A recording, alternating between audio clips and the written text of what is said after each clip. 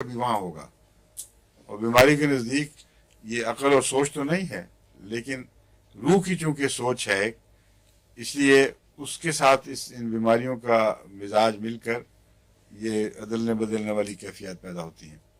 दाएं से बाएं की तरफ हरकत, बाएं से दाएं की तरफ, बाएं से दाएं और दाएं से बाएं को, इसके लिए कोई एलोपैथिक तशरीह नहीं है क्यों होती है, मगर सिवाय इसके कि गले के मुतालिक वो कह देते हैं कि अगर दाईं तरफ का किसी को सोर थ्रोट यानी गला खराब हुआ है, अगर वो दाईं करवट सोता है तो इम्कान मौजूद है कि रात को वो मादा आहिस्ता आहिस्ता गिर गिर के तो दाएं ग्लैंड को भी ख़राब कर दे, और जब दाएं ग्लैंड को जब तक ख़राब करता है वो खुद ठीक हो चुका होता है।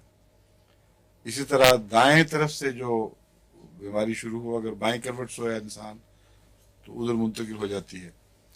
ये एक एहतमाल है सिर्फ, लेकिन जब हम लेगेसीज की बात करते हैं तो करवट की उसमें कोई बहस नहीं है। वो मरीज लाख एक बाईं तरफ ही सोए, उस बीमारी ने जरूर इधर मुंतकिल होना है। लाइकोपोडियम की जब हम बात करते हैं तो अक्सर वो मरीज जो दाईं तरफ सोने के आदी हैं उनकी बीमारी भी बाईं तरफ मुंतकिल हो जाती है।